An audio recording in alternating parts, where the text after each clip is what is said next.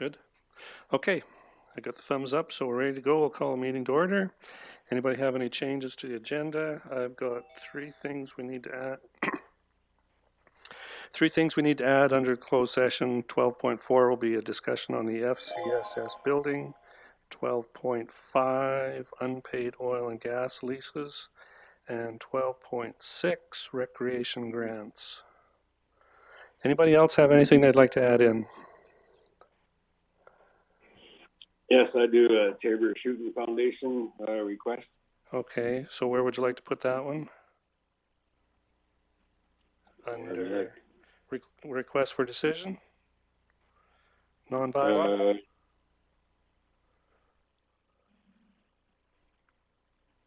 Or just a general discussion? How about?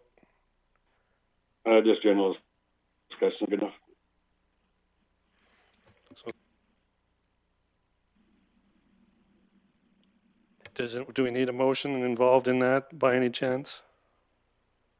Well, they're just wondering if they can use our wash trailer to wash their shelters from pigeon deposits or whatever. Okay, so let's go 8.7, Tabor Shooting Foundation.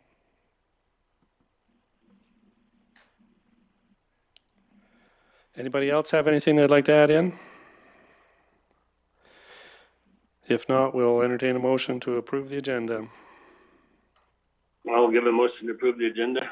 That's Murray, so all in favor. We'll go John. In favor. Jennifer. In favor. Tamara. In favor. Levitt, I'm not sure if he's on. In favor. Oh, there he is. Brian. In favor. Merrill's in favor. Carried. Protocol items. Does anybody have anything announcements, recognitions they'd like to make? Confirmation of April 14th minutes. Any corrections or amendments? I can move those minutes, Merrill. Okay, Jennifer gives a motion. All in favor. Murray. In favor. John. In favor. Tamara. In favor. Levitt. In favor. Brian. In favor. Merrill. Carried. Thank you very much. Anybody in the public out there that would like to speak to council? And I don't think anybody's on that. Hearing none. Declarations of conflict. Does anybody have any problem with any item in the agenda today that they need to declare a conflict regarding? If not, consent agenda, CAO report.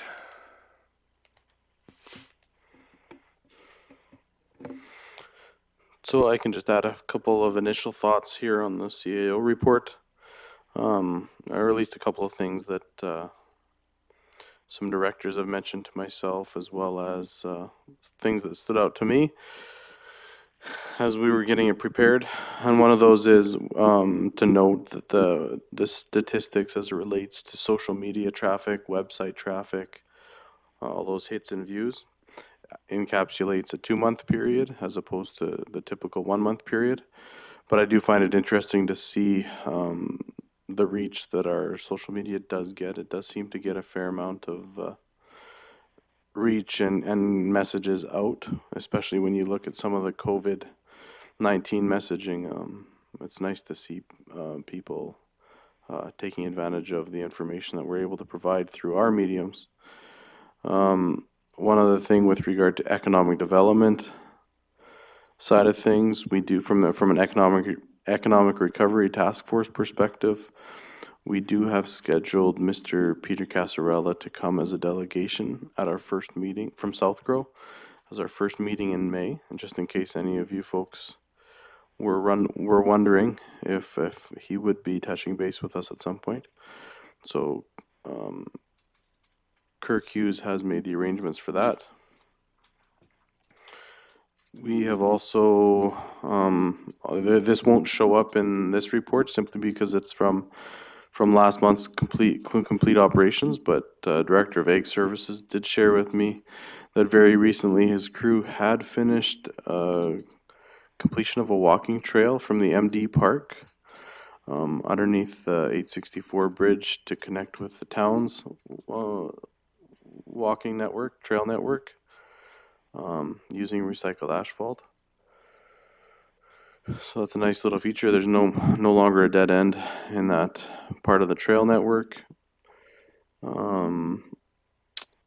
There's a little update we can get into with regard to the operating financial statement here right after the CAO report. And I would expect that there are likely questions with regard to the road ban discussion, and Stu is here in case he wants to provide any sort of more detail as it relates to the current scenario in road bans. So I would give Stu that opportunity right now, and then if there's questions, we can do our best to answer. Okay, morning, Council. As most of you are probably aware from being out and about, there's still lots of blowouts and soft spots occurring on roads. Seems to be all over the MD. So at this point, I've found it necessary to leave the road bans on for at least this week. The weather is supposed to be hot and dry this week, and then some rain coming first thing next week or on the weekend. So that should help lift the frost out, and then hopefully our roads can start to heal a little bit. But right now, my crews are working on opening up a lot of these really bad spots and putting in some larger aggregate, not pit run, 1.5-inch type aggregate to try to tighten up some of these holes. But it's simply a Band-Aid to keep things moving in the meantime. Okay, we have a question from Tamara.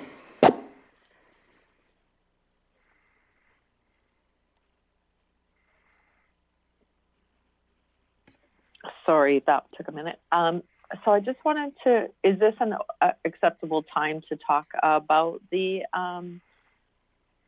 MD notifications, like the service request? Is this okay? Yeah, go ahead. Okay, so I have submitted a few on behalf of ratepayers, and I have been very pleased to see what the response has been. The one piece that I wondered about, and I was trying to locate, what we had set up as policy. Does the ratepayer who submits those requests get a call back, an email saying, we've attended to, this is where we're at? One reached out to me and said, oh, they were out here right away. And the other thing I wanted to know on that is, as a counselor, when we're submitting those on their behalf, I have been indicating that it's me. What's your preference? And because I do it on their behalf, I don't expect any difference than if they did it themselves. Some just don't have the means, the time, or the desire to submit it the new format. In terms of who inputs them, I just appreciate that they get in there. I appreciate when you do them that you do mention that you inputted it. Of course, that doesn't really influence whether I get to it right away or tomorrow or next week or whatever. But I do appreciate having them in the system, and it just makes it easier for us to manage when they're there. As far as who puts them in, I'm neither here nor there. In terms of reaching back out, in some cases, if I need more information, I'll often reach out to the person that inputted the service tracker request. But in cases where it's blatantly obvious what the concern is and we can just deal with the issue, I typically will just deal with the issue and then close the service tracker. In some cases, the email will go back to them if they inputted it. In some cases, it won't. It just depends on how it's finalized.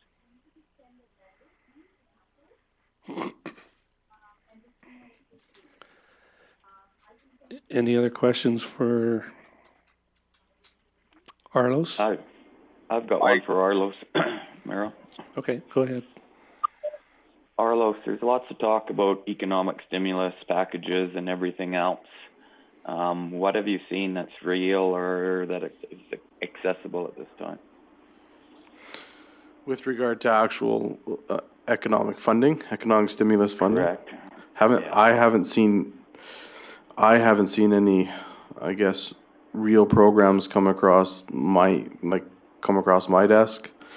There has been, I guess, advocacy initiatives that I've seen come across my desk, primarily FCM pursuing those stimulus and recovery, economic aid and recovery packages from the federal government, but I haven't seen any hard application processes.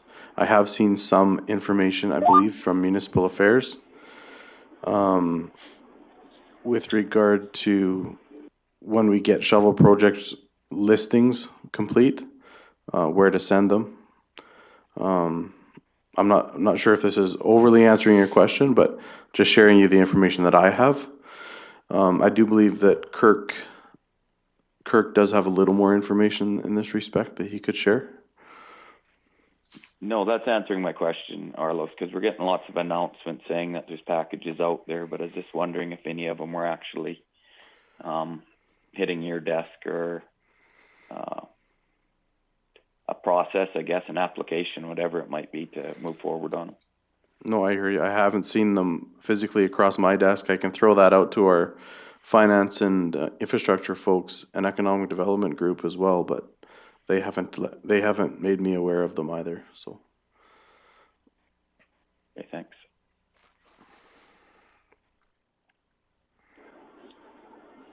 I got one question for Stu when it comes to road bans and the blow. Does there seem to be like a common theme of where it's happening? Is it like where an end gun might be hitting the road, or is it just or a low spot, or is it just all depending, all different? For the most part, it's all different, but one thing that I have noticed in pretty well all cases and what creates these in the first place is typically you have a bit of a dead hole for drainage. So you get a little bit of water sitting in the ditch, or in some cases it may be an end gun, but I haven't, I've seen areas where it's been like that, but I can't put that together just yet. But it's always a drainage issue.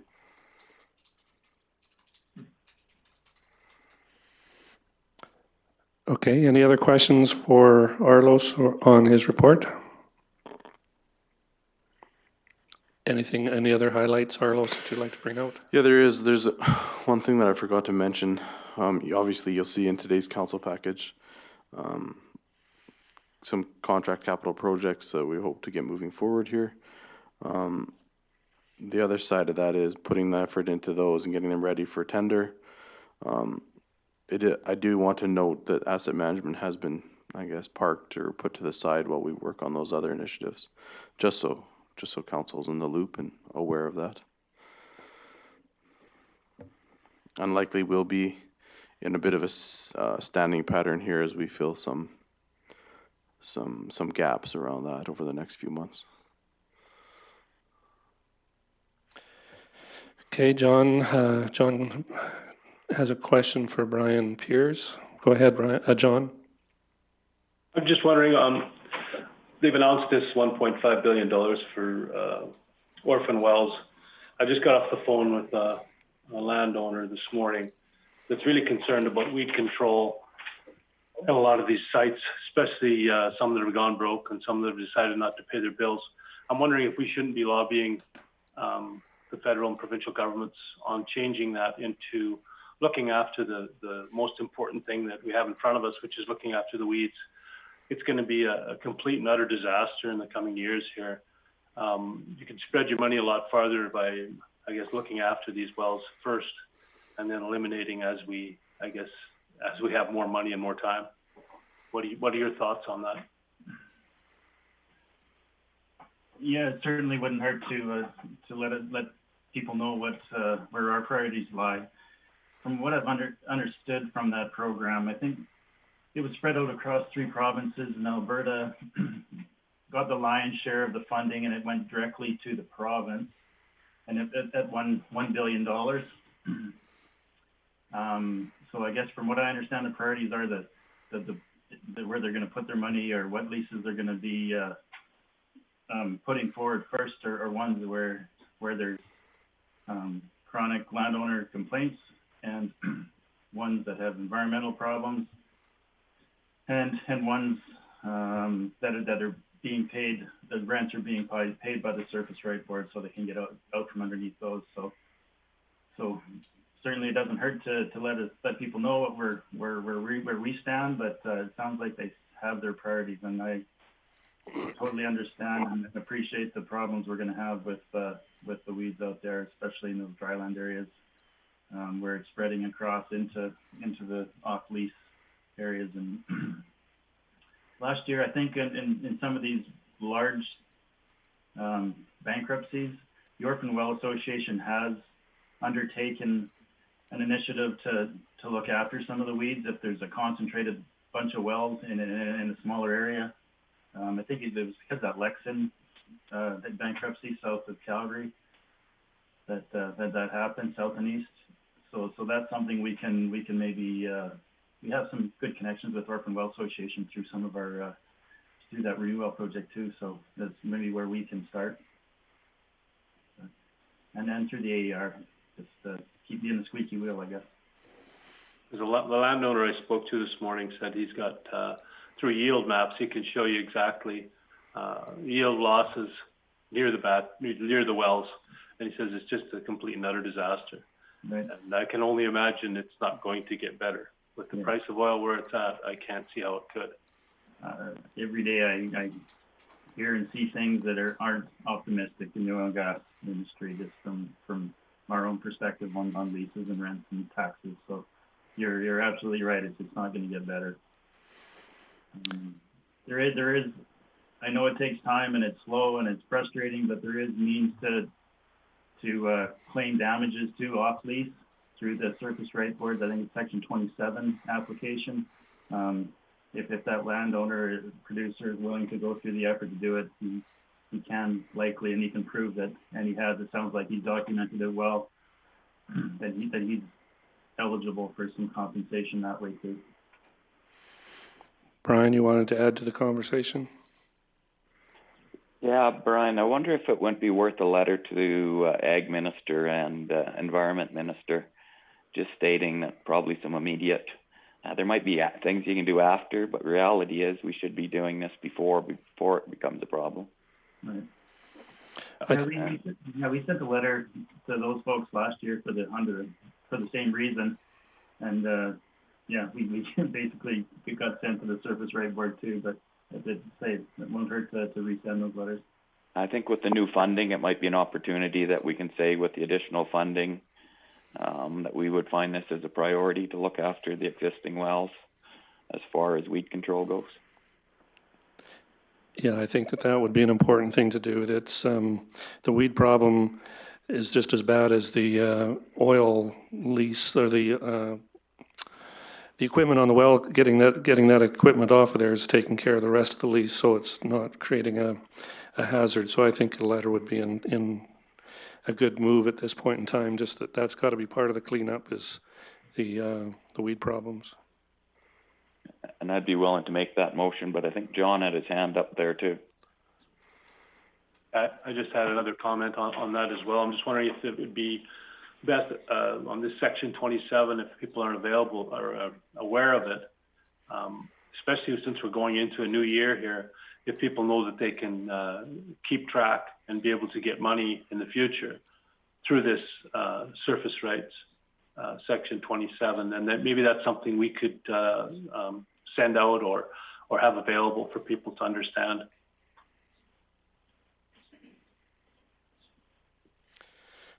So if they want to make a motion, we've got to bring it out, right?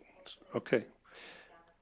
Right. So if we want to make a motion on that, we've got to move it down to number 11 to make a motion.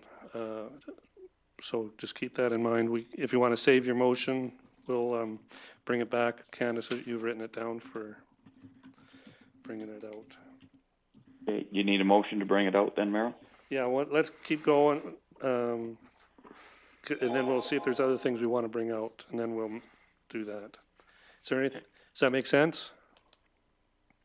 Works for me. Okay. Anything else on the CAO report? Anything else you want to highlight? Anything any of the directors want to highlight, or anything that anybody would like further information on the CAO report?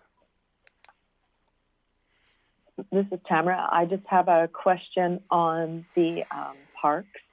So we have seen quite a bit of action, and I sure appreciate that trail being finished off. Are we feeling any pressure or any difference? And I know we gave a motion to admin. I just wondered their thoughts on if we're going to maintain the same status with the parking lot closed. And just, we've seen quite a bit of action down there where I've driven by and been down a couple times myself. Jason Bullock, do you feel comfortable speaking to that? I know you received a little bit of information lately, but...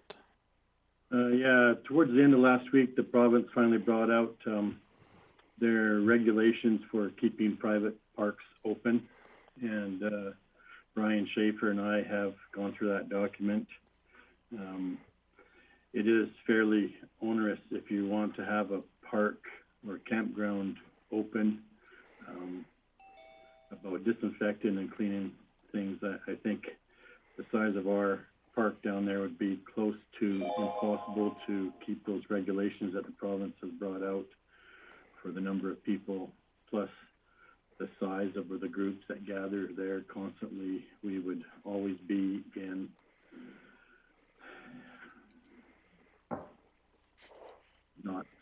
we wouldn't be following the order of the province, I guess, in their large groups of 15 or more. So I have had a few phone calls, people wondering about the parks around the MD Tabor and if they're open, and the Tabor one is open to foot traffic. We can certainly have a larger conversation on this as a council, but I think between Brian Schaefer and I, it's pretty tough to follow the province's regulations that they brought out and have an open park and campground at this time.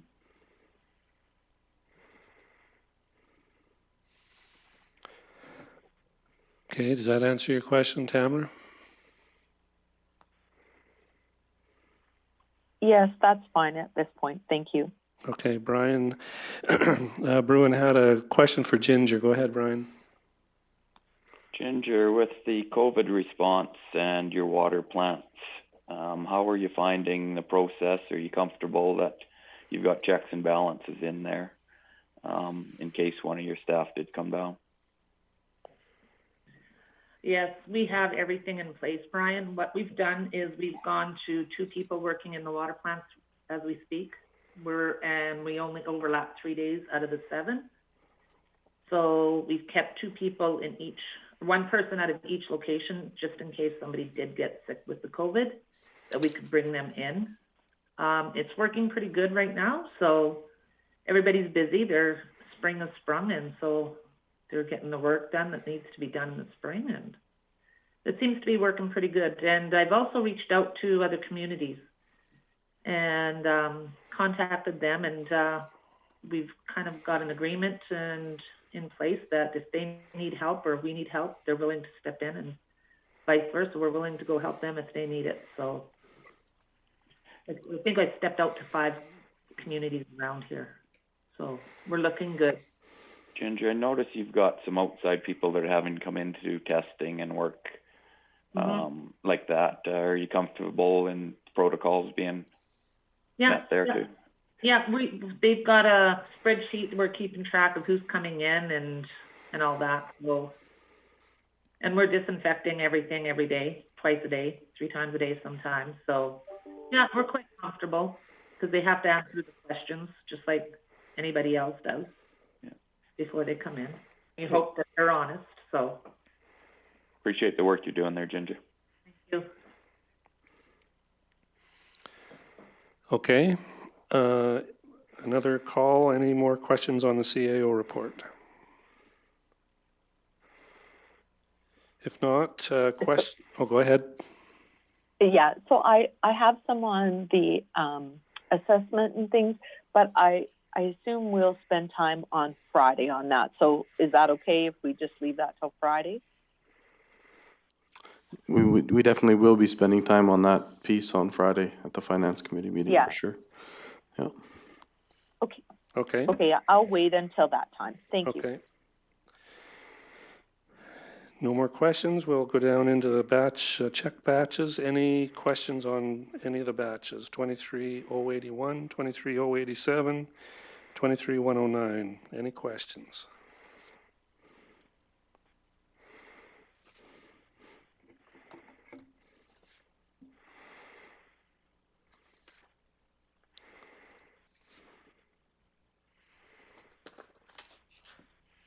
They've got one, Merrill. It's in the first batch, Barfield Sales Limited, 9,800. Check number 54278. Okay, Ryan Badura. Heard of that one.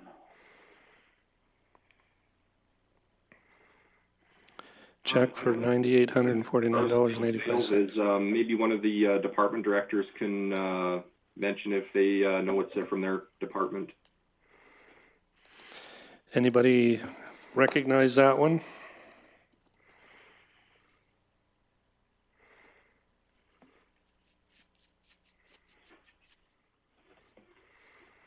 And that's fine. They can get back to me on it, Merrill. It's just one I hadn't seen before. Okay. Vendor.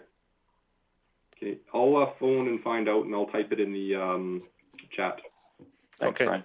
Thanks, Brian. Any other questions on any of the check runs?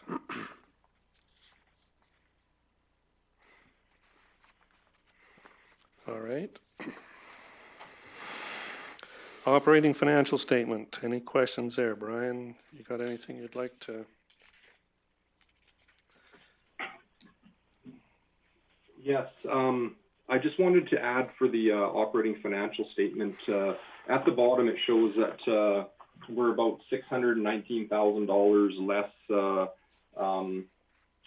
the net deficit so far this year. And just so that everyone knows, there were some timing differences that make up a portion of that. So in the Public Works Department, there was about $140,000 in fuel purchases. That is just a timing difference where we had ordered fuel and had it delivered, and but we are using less fuel for sure. And again, in the Ag Service Store Department, we had purchased about $100,000 worth of chemical in 2019, and we hadn't purchased any chemical yet. So that's why the Ag Service Board Department looks like they've spent $100,000 less. And the final one there.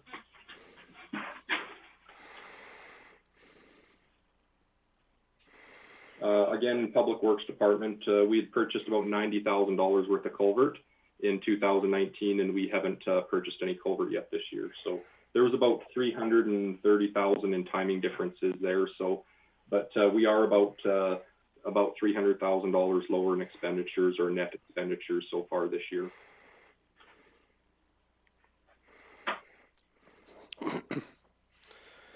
Okay. Any questions there at all?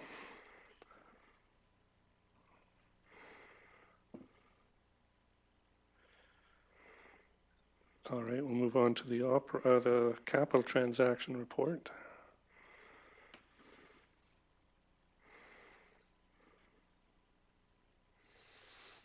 Highlights, Brian, or questions for Brian?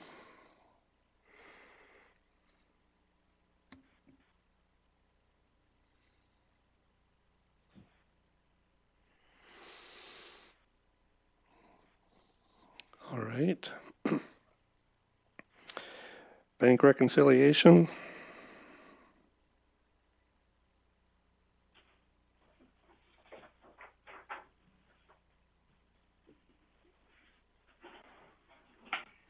And for the bank reconciliation on March 31st, 2020, we had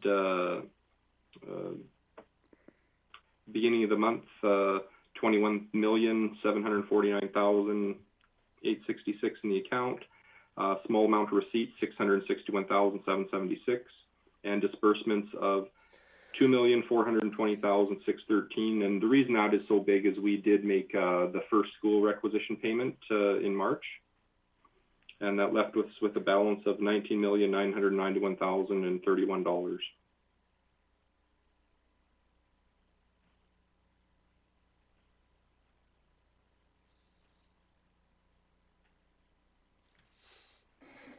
Okay, and then at the bottom, you've got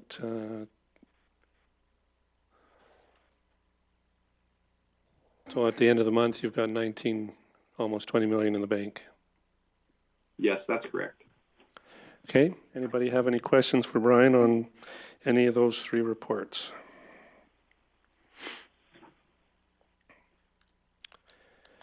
Hearing none, the next one is the councillor earnings summary for March. And following that, we have a TID newsletter. And following that, we have a request from the Vauxhall and District Chamber of Commerce, and we'll discuss it, but I think there's a motion involved here. So we'll push it to 11. If you want a discussion first, or questions on the letter? Jennifer or Levitt, you want to discuss this at all, or talk about it at all, or just?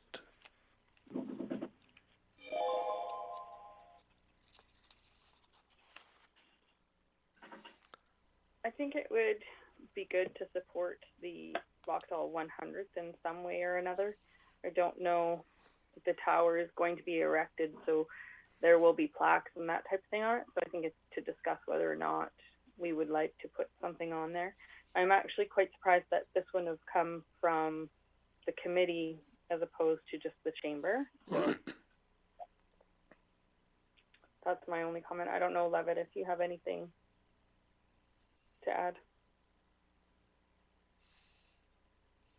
If you go just to the next page, it talks about what they're asking for, what it's going to look like. Like I said, if we want to make any motion, we'll have to move it to number 11, but this is what they're proposing to put in their downtown area. And a little farther down is suggested donations. Anybody have any thoughts on that, one way or the other?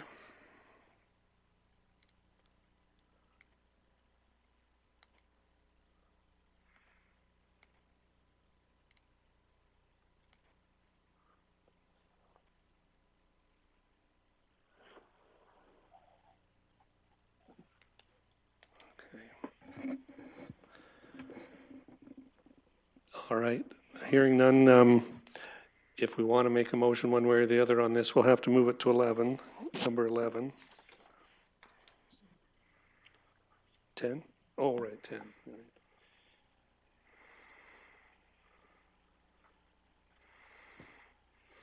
I think we should have a discussion on it, so it's a good idea to move it to there. Okay. Well, we can move it to 10 then, consent agenda exemptions, and we can have our discussion. So we've got two things we're pulling out of the consent agenda. First is a motion on a letter to the Ag Ministers regarding the Orphan Well Fund and cleanup of orphan wells. And the second one is the request from Vauxhall 100-year celebration. So we'll move those to 10 and 11. Is there anything else in the consent agenda? I've got a text from Stu Weber saying Sarsfield Supply was for parts for the crusher. And then Brian Badura said basically the same thing. Sarfield Sales is the crusher repair parts for those that were asking.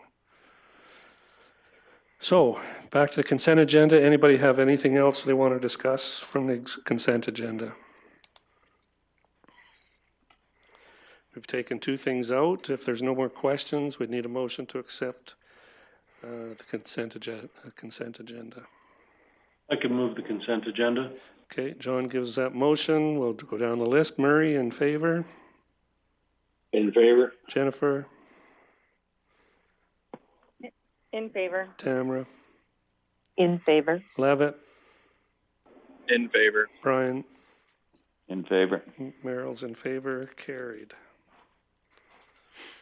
All right, number 8. request for decisions non-bylaw, capital project advancement. Arlos.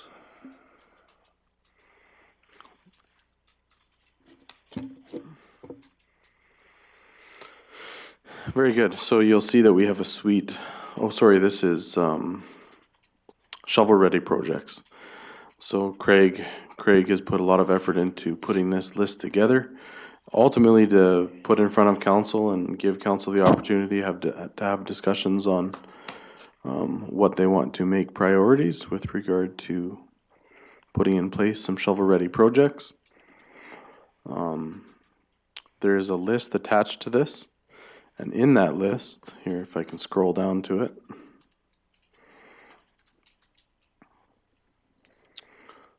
it's very small, I apologize. We have tried to include important pieces that the senior levels of government have indicated to us are important, i.e. environment approval. They're looking for potential projects that require minimal minimal approvals, or projects that can proceed rather quickly without approvals. We have also included the estimated cost to bring them to a tender-ready stage. So there will be potentially there will be a cost to get some of these projects to tender-ready stage. However, they're not lost costs, because at some point, the MD is going to have to incur those costs to realize the projects, whether it's soon or whether it's further into the future. And that's really the extent of what I can add to this particular list. I'll give Craig the opportunity, in case I've missed something of import, and then it's up to council to have that discussion, and we can follow up on the direction council gives us. Sure, thank you, Arliss.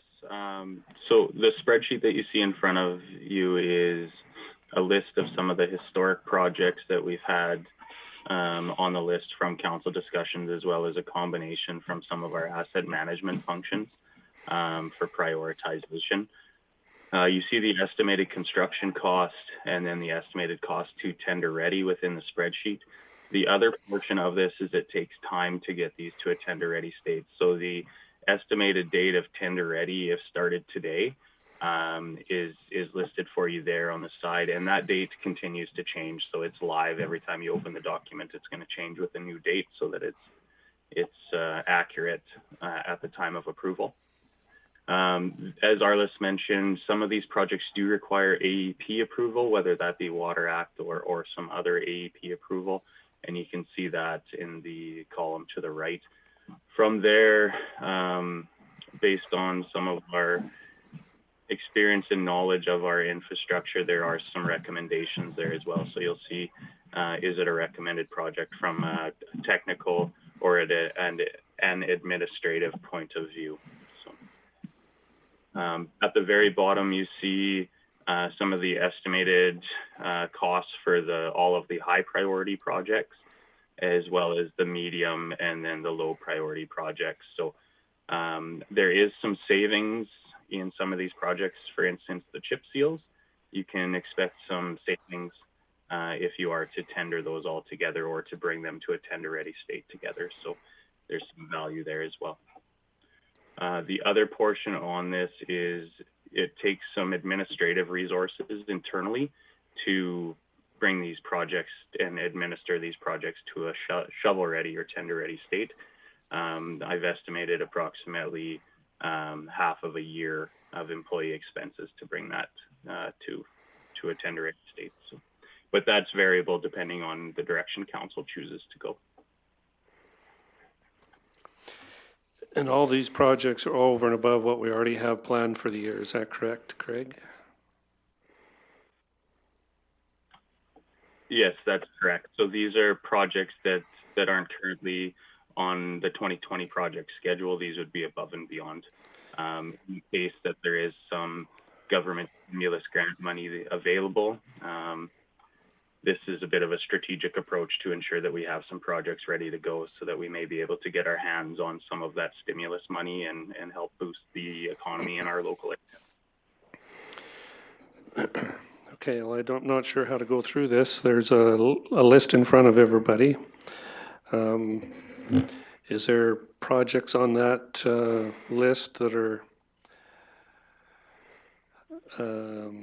they've ranked as high priority, that everybody is in agreement with trying to get those ready, or there's others that you would like to see try to get ready to see if we can get some of this stimulus money? Or what's everybody's thoughts? Let's have a discussion here.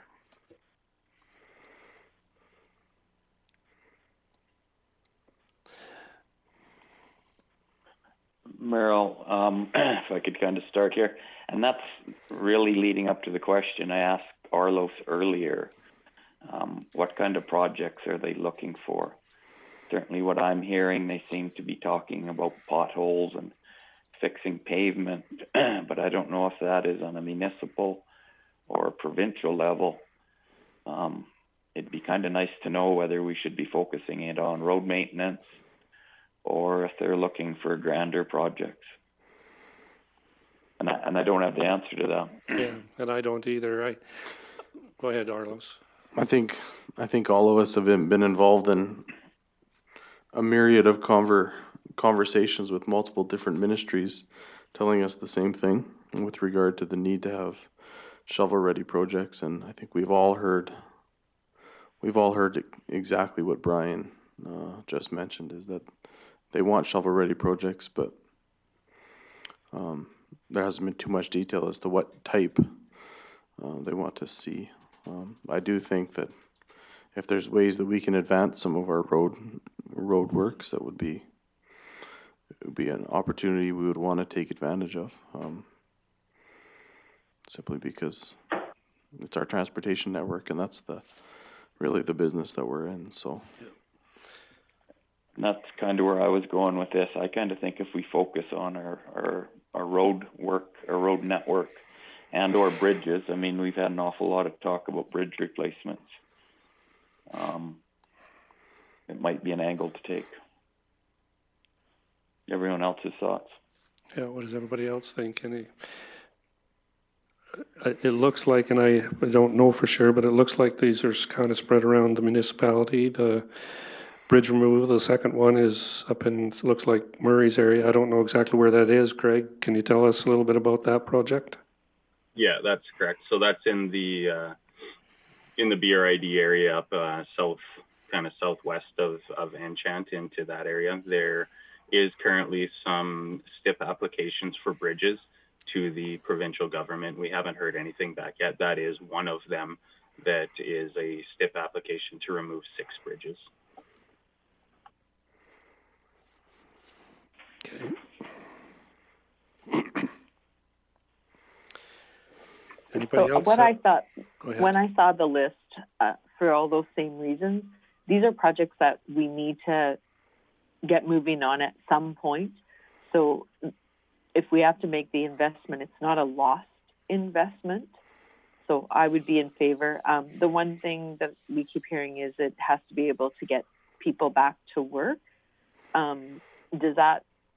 So that would mean contractors as such, or would that mean we would look at additional staff? I just wasn't clear on that. Yeah, I might be able to answer that, Arlis, as well. But what we see here on a lot of these grant funding opportunities is that it's required to go to public procurement. So it has to be advertised to the public for engineering services as well as construction. Now, there are some programs that have exceptions to that. And what's coming from the government is a bit unknown to me at this point in time, of whether they're going to allow us to utilize internal forces or if everything does need to be splashed externally. Go ahead. I think also I guess in support of Craig's line of thinking there,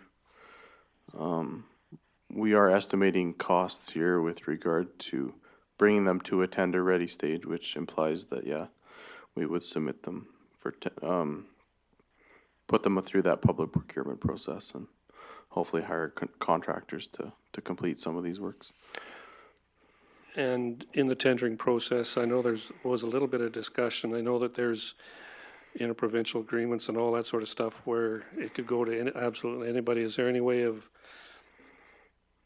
unless the tendering is way out to lunch, I'm trying to promote local here is what I'm getting at. Is there a way of doing that? I would think the first thing I'll say is I'm not a procurement expert by any means, but the first thing I'll say is there probably are some sort of mechanisms you can put in to put contractors or local contractors as being a preferable option.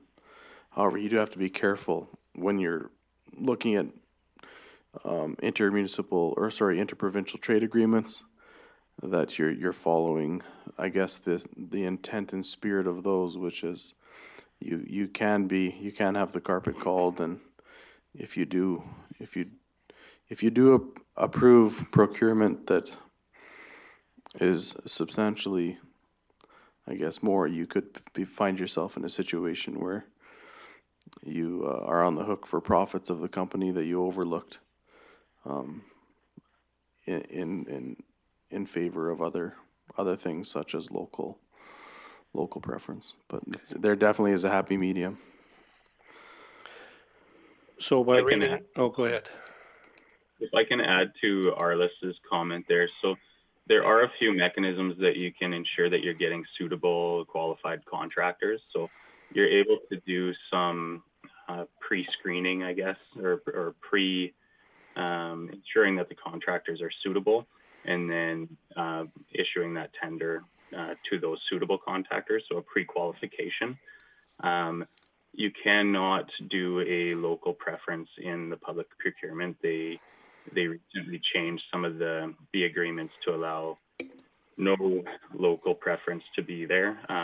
However, there are some mechanisms in public procurement, such as pre-qualification of contractors and consultants, that can ensure that you're going to get a quality job completed. Okay, thank you. So if we took all the high priority ones, you're saying it'd be like $283,000 in our budget to get these projects ready to tender. Is that what I'm reading here? That's correct. That's an estimated value, of course, right. But yeah, roughly you're going to be around that. Now, in that as well, I guess a built-in contingency, if you're able to bundle some of them, such as the chip seal, you'll might be a little lower. That's right.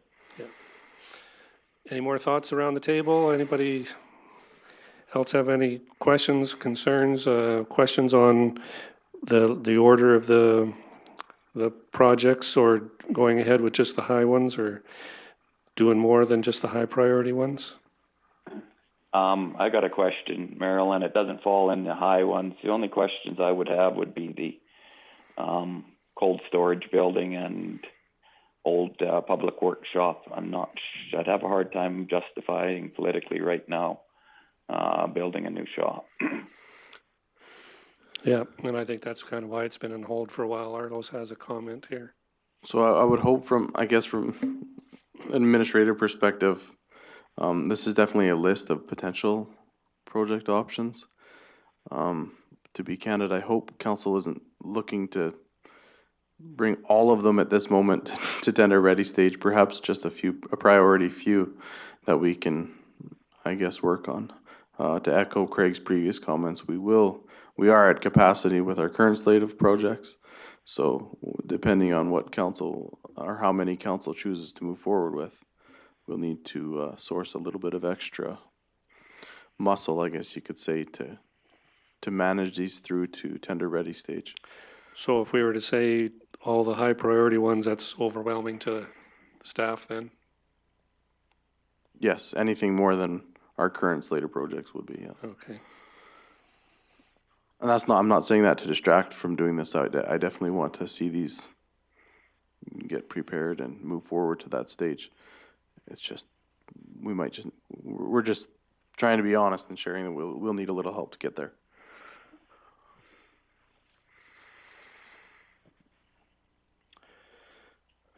Okay, go ahead. Meryl, I have a question. Yep. So just to clarify, we don't need to pick and choose on this list today. This is for our information, and a motion would be just to support the process moving forward. Is that right? You don't have to make, you're not obligated to make a motion, no.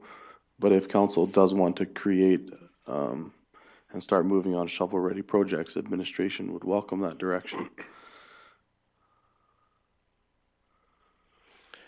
And I think every municipality, city and town has been asked to do the same thing, get project shovel-ready so that when their economic stimulus package comes out, there's some projects that could be put forward to get funded to help get the economy rolling again. So, I mean, I think having some prepared and on a list in front of our MLAs and the ministers responsible for getting these projects done, we're going to be competing with every other municipality in the province to get some money. So I think we should get a few of them on the list anyways. If we can't do all the high priority ones, we should pick a few and get them on the list so that they're in front of those who are going to be making the decisions for funding. I agree, Merrill. I think if we're not on the list, there's going to be lots of other people that are willing to. So yeah. We certainly need to be part of the list. Yeah. So it'd be easier to take them off the list than add to it later, I think. Add more on later, exactly right. So if admin doesn't think they can handle all the high priority ones, we should probably pick some, or I don't know. Is that really what you're looking for, Arlos? Yeah, essentially anything we add, which is fine. We'll source extra help to get ready. And I do want to emphasize Councillor Mianega's previous point about this. These are not sunk costs. At some point, you're going to have to incur the cost to bring these projects to that stage. So. Yeah.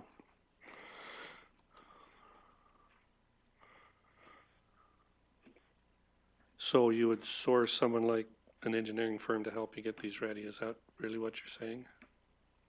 Some sort of contract help, yeah.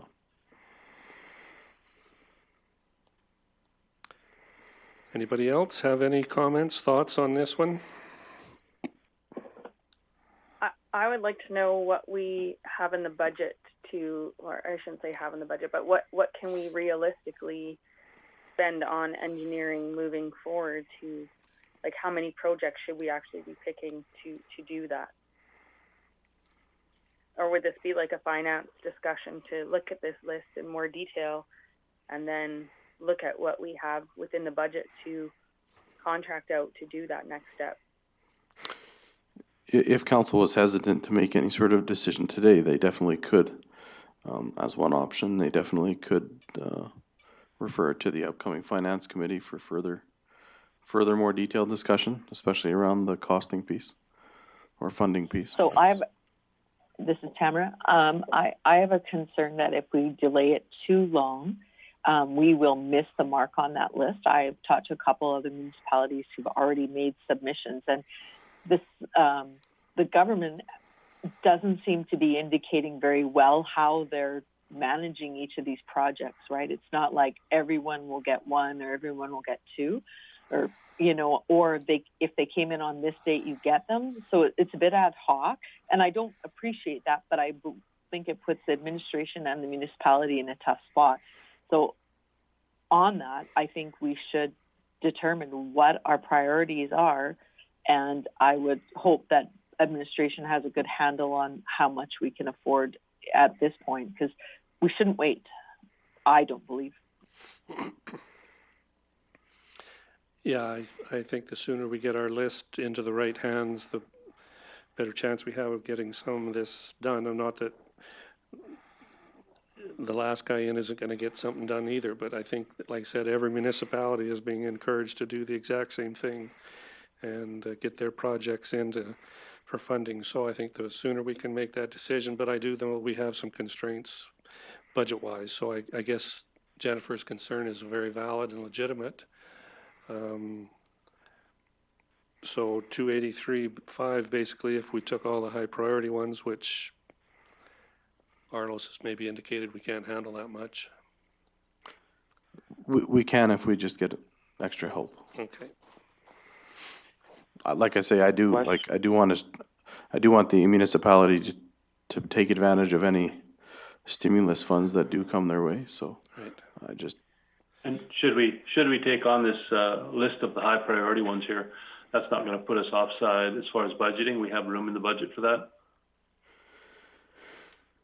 Brian can speak to this in more detail, but quite simply, and I don't want to simplify it too much, you can either reprioritize other projects to make room for it, or you can add it into your budget as part of capital projects. What the plan is correct. So normally what happens is getting these projects ready to tender stage is part of the project cost, and we would budget in the capital section, usually using grant funding that is already available. So I guess specifically if it's $283,500 to get these to shovel ready, no, we've not currently approved that dollar amount to do this work and get them to shovel ready stage. However, if council chooses they want to make that amendment to the budget or approve this expenditure, the dollars, like I said, are normally grant funded dollars. We'd just have to add it to the budget. Question, Merrill? Yep, go for it. Craig, this wouldn't be lost money. This is something that needs to be done sooner or later. So worst case scenario is we don't use it for a couple of years. Fair comment? Yeah, that's a very fair comment. All of the ones that you see in dark gray are projects that, I guess with the exception of the very top one, that would be an acquisition of a new asset and an upgrade. All of the other ones are disposal or renewal, which essentially means they're going to happen at some point in the near future, as it's a maintenance function for the most part.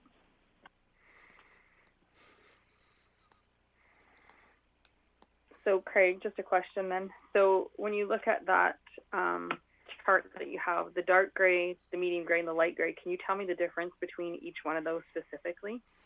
Like, because I know that each one has a priority, but is that just a priority as far as just design complexity? Because I'm reading like the top there. So what is the difference between the three colors, I guess? Yeah, are we able to scroll to the right at all? Or maybe I got my stuff on the wrong spot. Oh, sorry. Yeah, so the color coding is what is the priority of what they are. So recommended and then priority on top of that. So from an administrative standpoint, the dark gray are the highest priority projects to move forward on. And then the lighter gray are kind of moderate priority, and then lowest priority be the bottom group. That's how they've been bundled. There's no priority within each of those color codings. They're just bundled together as high, medium, or low. Okay. Sorry about that. When I was looking at the list, I was looking at the complexity as high, medium, and low. So that makes more sense to me. I missed the last column. Thank you. Just to add a little bit more insight to that whole priority discussion, I do believe a lot of it, if you look at the far left under project type, a fair amount of that priority setting does lie in the state of the assets. So we're looking at prioritizing renewal of what we have existing, more so than taking on more new assets, which is found in acquisition. And you'll notice that many of the acquisition projects are in the lower priority categories, and many of the renewal projects are in the higher priority categories. Investing in what we already have, essentially.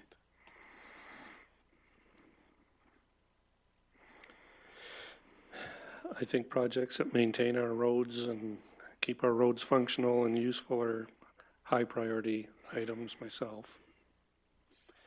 Everybody wants and needs a road to drive on that's in good shape.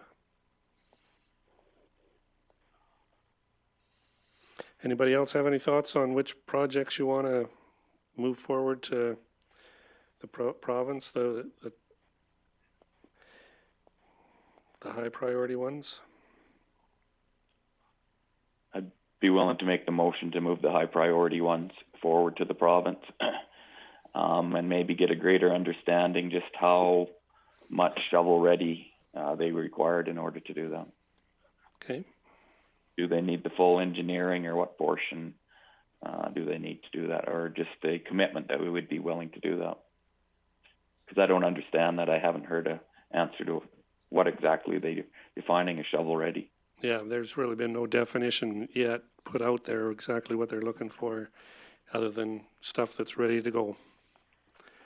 But I agree, time is of the essence, because every other municipality is doing the same thing. So if we wait for 2 or 3 months, we might have be a lost opportunity. Yeah. Okay. Brian, could you clarify the motion just for us on the end of things? That we submit the high priority ones as our priorities, and then get further clarification exactly how far into the shovel ready they're requiring.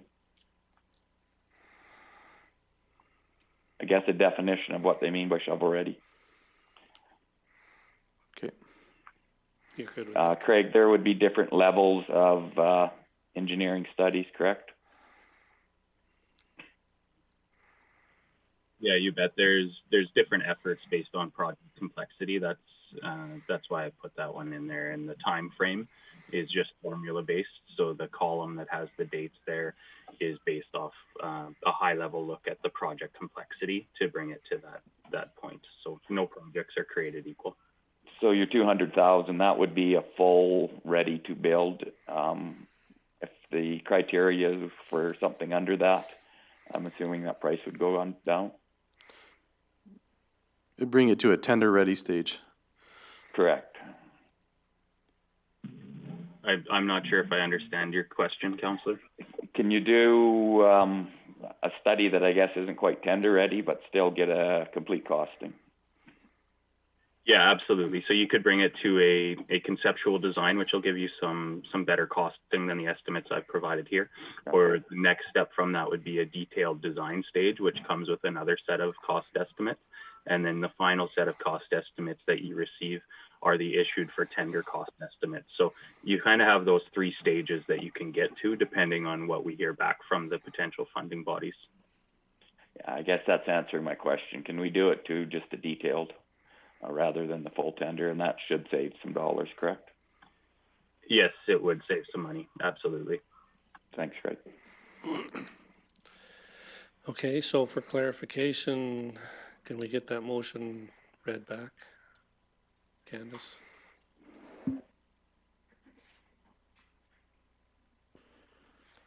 To submit the list of high priority projects as priorities and get further clarification on what shovel ready means. Okay. Any further discussion on that motion before we vote? I guess I got a question on it. I guess it kind of comes down to not really the project so much, but the amount of money that we're willing to spend or willing to find within our budget. I think is a big thing, whether it be 280, 140, 200. Like I think that's, for me, that's a bigger thing to find out how much money we're willing to find in our existing budget or other areas that we can find more efficiencies. So are you saying, Levitt, it would be better to say we're willing to spend, and I'm just going to throw a number out there, 250,000 on these projects, but not more? Is that kind of where you're leaning towards? In my opinion, that's what I would like to see. Like, how much we're willing to spend, and then from there we can understand then how many projects we can get to conceptual or shovel ready. That way they're not coming back again to council and say, okay, well, we got these ones, but which ones do we want to go through with? To me, if we set a budget right off the hop, then we gives a little more clarification, but that's my opinion on that. So Meryl, just to comment on Levitt a little bit further. So I just did a quick tally of what the cost would be to get to tender on those high priority, which is 283,500, Yeah. and the project estimate cost is 4.2 million. Yep.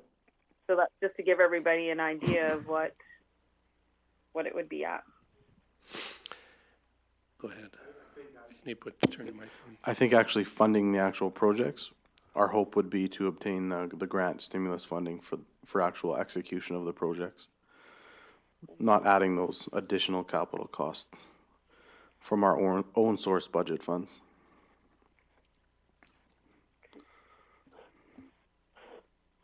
And again, at that point, I would hope that the engineering fees would then become part of that project. Yeah.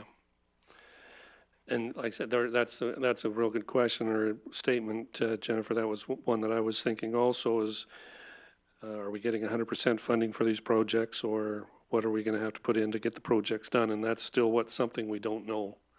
And maybe we'll get that at some point in the future, and that would make certainly some differences on whether we proceed with the projects or not. But they're just asking for shovel-ready projects, and that's as much as we really have got information for at this point in time is just the ask for shovel-ready projects. And so, as Tamara said earlier, if we do the engineering and it's not going to be lost, it's going to be done, and the project will probably happen some point in the future. So that cost isn't going to be lost. It's a cost now, but it's not going to be a cost that's going to be lost down the road because we've done it now. So I think it's best to move forward with these projects to get them shovel ready, and then we find out, when we find out what the province is actually going to fund, then we can make decisions on whether we're going to proceed with them or not.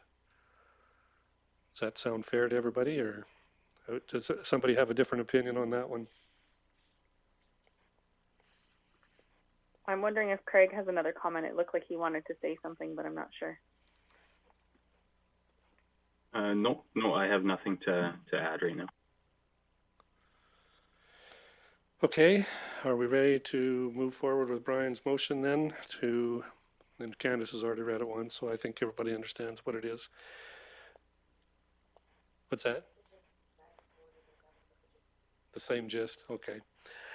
So, any questions before we go ahead? Okay, if not, Brian's given us a motion. All in favor? We'll start with Murray. In favor. John? In favor. Jennifer? In favor. Tamara? In favor. Levitt? In favor. Merrill's in favor, so that's carried. Anything further on that tender-ready project menu? We're good there? Next one is the Highway 3 rest area additional costs. I'm assuming Craig's going to speak to this one, or Carlos. Yeah, it would likely be simplest if Craig could speak to this right away. You bet.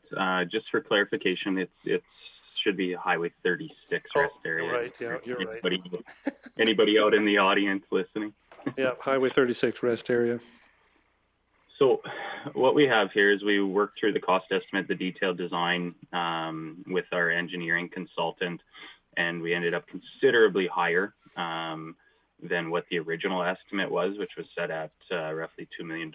So I asked them to dial it back, take some of the lipstick off, ensure that this project was within budget or as close as possible. So where we landed, as you see, is about $2.28 million in total. Now, where those additional costs are coming from, roughly $200,000 are for some of the lot development and servicing costs for the 2 highway commercial lots that are associated to this rest area. Alberta Transportation has made it very clear that right from the beginning that they're only paying for the rest area costs and those costs that are acceptable to them that provide access or part of the rest area itself. So in the cost estimate that you see, we've separated them out, and where we end up is we require a little bit of more money to ensure that these lots are serviced. We won't see a better price than doing it as part of this big contract job. So we're going to see good value to get these lots serviced with the intent and hope of recouping our investment through lot sales into the future. So the original estimated, the original budget for this project was set at $2 million. We're looking at an estimate that includes 10% contingency at $2.284 million. And we are ready to put this project to public tender. So looking kind of twofold to move forward with the project with the budget amendment. The additional money, which you'll hear again in the Finance Committee meeting, the additional money is available to us through MSI for this, so it should have no impact to the operations budget.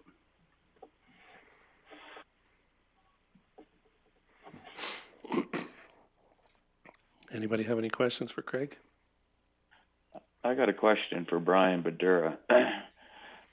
Brian, we've done this before in the past when we've done lots in Grassy. Basically, you upfront the lots for some of it, and then when you sell the lots, it goes back into the project. Could there be some similar budgeting for this? So we've got these budget changes coming to Finance Committee on Friday. What we have is a grant of $1.5 million to do the parking area, and an application in for $500,000 to the MSI project to fund the remainder up to $2 million. If we get the budget approvals, we just amend the MSI application to fund the remainder of the project. It's for the additional costs. But a lot of that additional will go back in, or once we sell the lots, could be realized, as Craig mentioned. Yeah, and then that's correct. Then we'd realize that back on lot sales as well. You don't have a separate account for that for lot sales development? Yeah. So what we've done in the past is we'd put the portion of some of the costs as lot sale inventory, and when we do sell the lots, if we sell it for more than we've got in inventory, it'd be just an income item again in the sale of the lots. Do you have an approximate, Brian or Craig, as what them lots might be worth when they're finished? I don't know what a service lot with water, gas, and electricity is worth in that immediate area. I don't know what that value would be. So Craig or Brian or anybody, the lots are going to be serviced with potable water, electricity, natural gas, and sewer, Craig? Or what's going to happen? And like I said, I'm sure you've told me this in the past, but I'm not remembering. Sewer, for example. Yeah, so sewer will have to be held on site for the time being. So anybody that develops into that, it's not going to be large enough for a septic field, so it'll have to go into a tank and be removed and disposed of from the tank, similar to how the washroom facility on the rest area itself will be handled. Okay. So we're bringing potable water in from the regional water line? That's correct. There's potable water services to each of those lots as part of the design, as well as a 6-inch line going to a fire hydrant in between those lots on the utility right of way that will aid in providing fire protection for whoever develops those lots. Okay. Sorry, whoever builds on those lots. Right. Okay, so you're confident that we can get the remainder of the shortfall then, Brian, through MSI grants? Yes, so just in case there are any more budget overruns, I believe what's coming to Finance Committee here later this week is a total estimated project cost of $2.4 million. And then what we do is we amend the MSI grant application from $500,000 to include the additional $400,000 to $900,000, just in case there are any further increases to the project after it goes to tender and comes back. So the municipality is only entitled to so much MSI each year. Are we taking money from other projects to finish this one? We aren't taking money from other projects. Well, I guess to say it more clearly, we do have carry forward and we do have room in the MSI grant to fund this amount. Okay. So what you're looking for today is a motion to put it out to tender. Is that what you're looking for, Arlos? Yep, I believe that's what's being proposed in the recommendation there. Okay. Sorry. Anybody have any more questions on the rest stop funding and how we're going to get it funded? Anybody? I guess I got. Go ahead, Levitt. I got one. I guess more of a comment, I guess, to it. More or less, I think having that will be a good fit for the area for the truck stop, and I think the highway lots. It might take a couple of years, but I think having a development there will be good economically for the area, and I think we'll get payback quite quickly because of it. And for that reason, I'll give the motion of the recommendation. Okay. Any other comments or questions on the project before we vote on Levitt's motion? All right, Levitt has given us a motion to proceed with putting out to tender the Highway 36 rest area. All in favor? Murray? In favor. John? In favor. Jennifer? In favor. Tamara? In favor. Brian? In favor, a long time coming. Yeah, that's for sure. Merrill's in favor, so that's carried. Hopefully the tenders come in good. Range Road 16.5, Township Road 13.1 tender. Arlos, Craig? Yeah, please, Craig, if you could please lead this one again.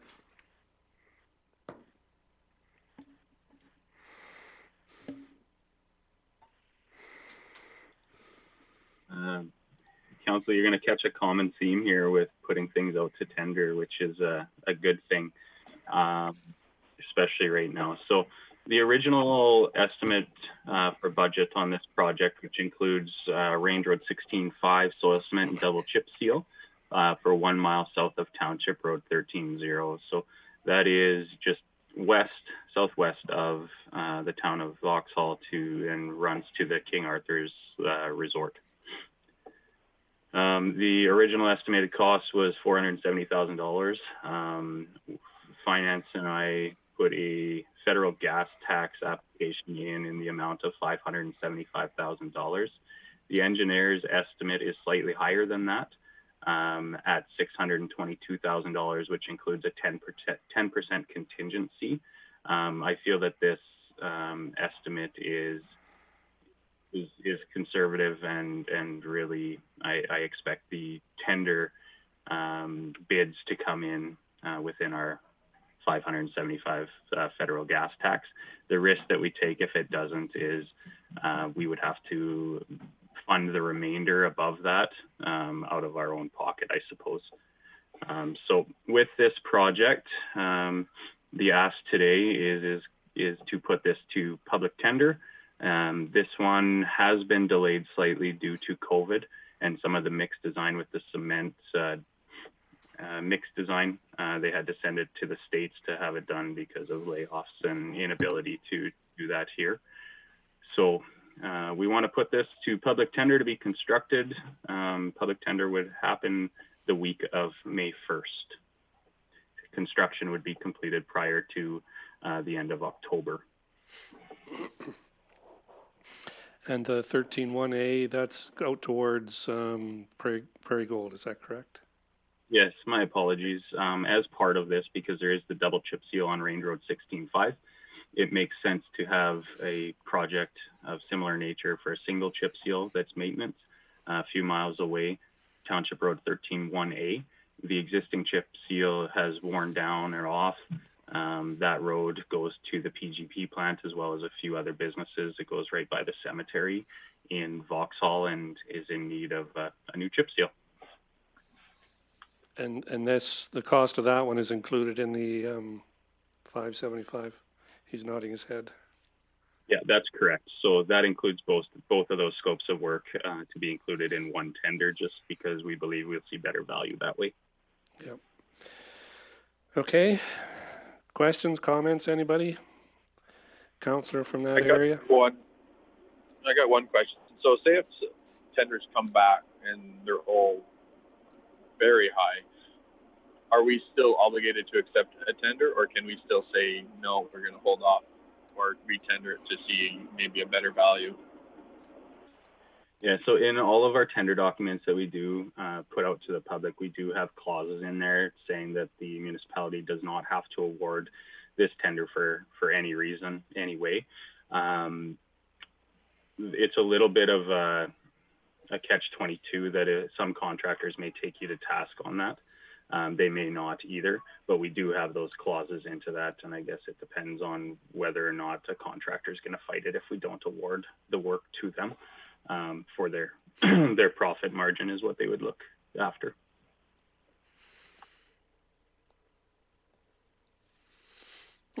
Any other questions, anybody?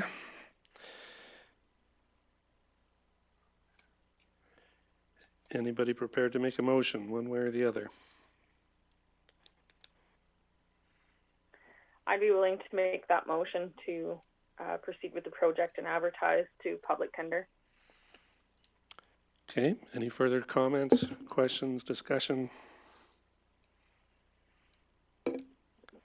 If not, we will vote on Jennifer's motion. All in favor. We'll start with Murray. In favor. John. In favor. Tamara. In favor. Levitt. In favor. Brian. Favor. Merrill's in favor. Carried. So that's going out this week or next week, Craig? Yeah, that's correct. Next week. So it'll be the week of May 1st is what we're doing, and that's based on the mixed design. The previous one will be going out tomorrow, as will the next one we're going to speak of. Okay, the next one is Township 8, Range 16 Drainage Project.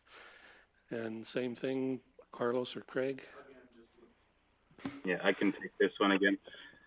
I'm very pleased to announce with a big smile on my face that this project is finally at a point where we're ready to put it to public tender. The cost estimates are in place. The tender estimates are in place. We are within the approved budget and the grant agreement amount. So this is an ACRP funded project. The design's complete. We are ready to go. We want to put this to tender to be constructed prior to October 31st, 2020, with the exception of the planting of the wetland, which may extend into the spring of 2021. So you've got the easements, all the easements and everything you needed. You've got the environmental approval, and our funding portion over and above the grant is how much, Craig? It's going to be 10% of the project total. So the project total estimated for the grant was $2.58 million. We could be, we will be 10% of the actual costs incurred. Your second question, yes, all the land agreements, everything are in place. We expect the notification from Alberta Environment here within the next day or two. I've verbally received that from them. So for time's sake, we want to get this out to public tender. Yeah, we've jumped through a lot of the hoops, and we're at a point now where we can put this to public tender. Well, that's very good. I don't know, Brian, you could maybe give us a little more history. This is like 50 or 60 years worth of getting ready for this project, isn't it? Yeah, it goes back a long way. Well, that's good. We can solve a problem up there and hopefully make everybody happy. Any more questions on this project? If not, we need a motion one way or the other on the Township 8 Range 16 drainage project.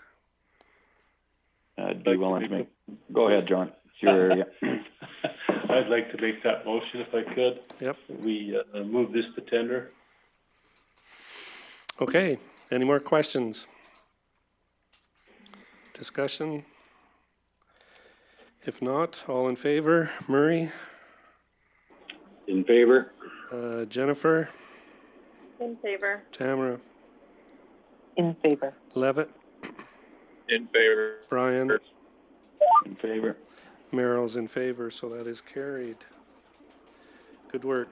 It'll be good to see all those projects get out there and get done. All right, next down on our agenda is Fire Service Bylaw Schedule A Amendment. And Arlos or Brian Schaefer? Yeah, Brian Schaefer, do you mind providing, I guess, a little more of the detailed background as to why you're proposing what you're proposing in the Schedule A? Yeah, you bet. So back on April 1st, we were at a pretty big bale fire just south of Barnwell. During that fire, we utilized some MD equipment, and by the time they were done with the equipment for changing filters and replacing a valve, there was about a $7,000 to $1,000 bill there. So we can't leave them because they helped us for, it was probably about a 15-hour fire. We can't leave them in a negative like that and cost them some. So then we went into the back ends of the bylaw here and just trying to fix a gap here with the three items that you see highlighted in yellow. So the first one there is our incident command trailer that we take out. Just in the process of putting pretty much a camping toilet in there. So when we go to these long calls, we have facilities for the members. And we can actually charge over that. Down on number 11, public works equipment. We have it in there as the Alberta Construction, their rates. So whatever the current rating will be, that's what's charged out. I think I listed that in there right now for that Hyundai that was on scene. It's $152 per hour. And then that portable washroom, according to Alberta Transportation, we could charge $185 for our command trailer / washroom. That's $185 per hour. And then something that's new here is the insurance company. They like to get our photos. So in our bylaw, we always have them pay for them. Something new with the drone technology now is drone video of it or drone photos. So the going rate for that we found out is $125 per hour. So when they're in here, we can legally charge for it. If it's not listed in here, the insurance company, when they get the bill, can deny that. So we're just looking to close some gaps.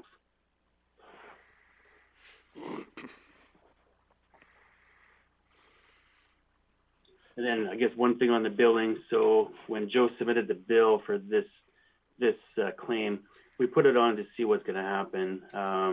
So when we do get some money back, that $1,000, we'll go back to Stu, back to his budget as well to pay for the filters and the valve that they had to replace, so they're not out of any expense neither. So we're not robbing another department. Okay. Excuse me. Questions from anybody on the proposed additions to the bylaw? Additional charges? I've got a question, Merrill, and it's more so on process. Do we usually not take recommendations through the fire committee on fire-related issues with a recommendation from?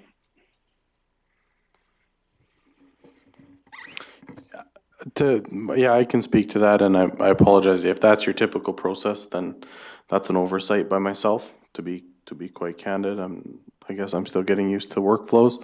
Otherwise, I guess my initial thought was, if it's a bylaw, it's coming to council for amendment, but or resolution to change the schedule. Didn't seem to be too major of a or substantive of a change. But that being said, we can go to the fire committee if that's council's wish. Before it That's comes the process we've always gone. It's through the fire committee. Yeah, that's my fault too. Sorry, Artis. I never thought about that at all, just because it was a quick ad. So next fire committee meeting is not till June, so if we want to wait. I mean, last week we were out as well again with MD water trucks and stuff at our call at Hayes.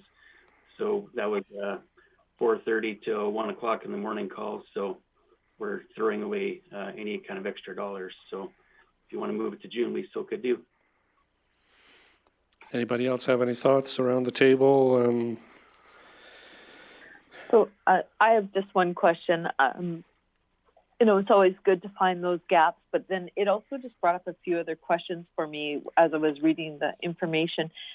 So with our MD fire, then we utilize public works as part of our service. And I just wanted clarification and understanding of that. And is that a common practice amongst municipalities?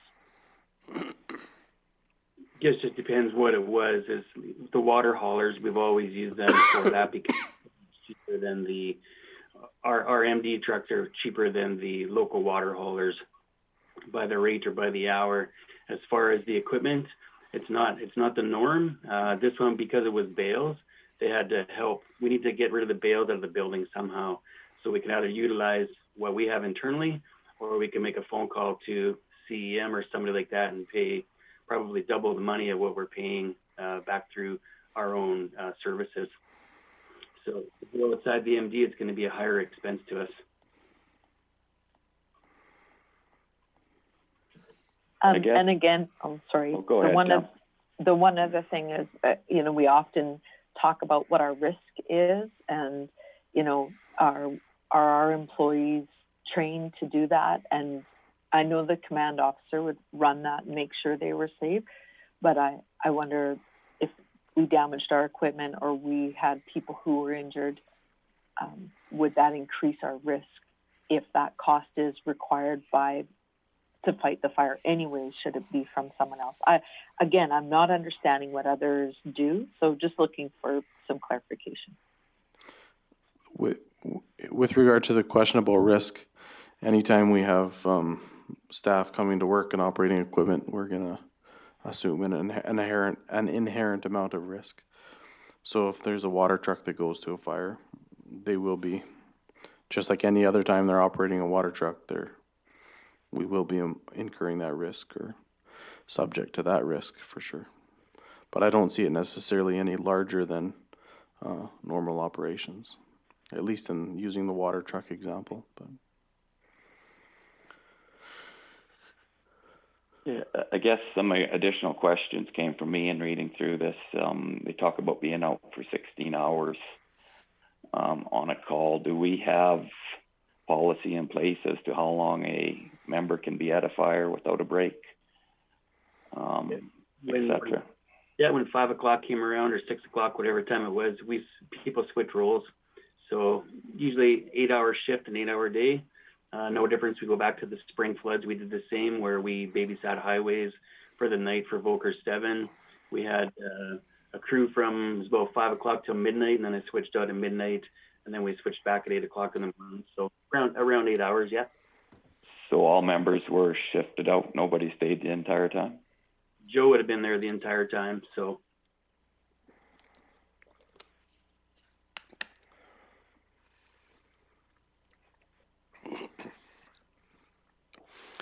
Any other questions? Do you want to move ahead with this today, or do you want to send it to the fire committee in June to discuss this? I feel like keeping this on the agenda today would be wise, especially because with the drone thing, that's something new that we're being asked to do, and I think we have to amend the schedule so that we can bill for those type of things.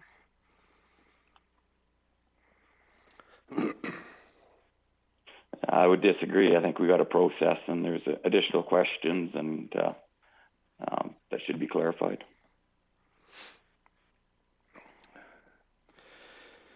You got questions you want to ask today, or you want to send it to the fire committee?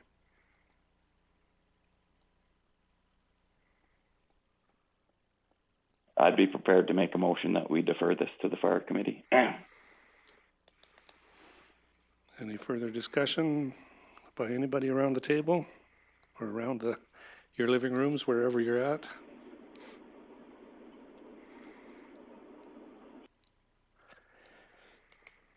Okay, Brian's given us a motion to defer this to the fire committee meeting of June.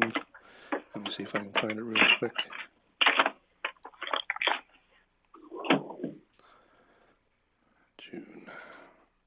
June the 1st.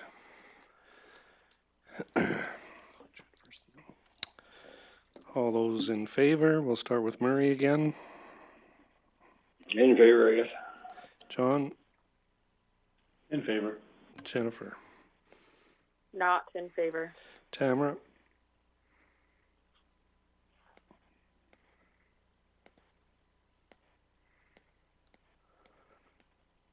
is Tamara still with us?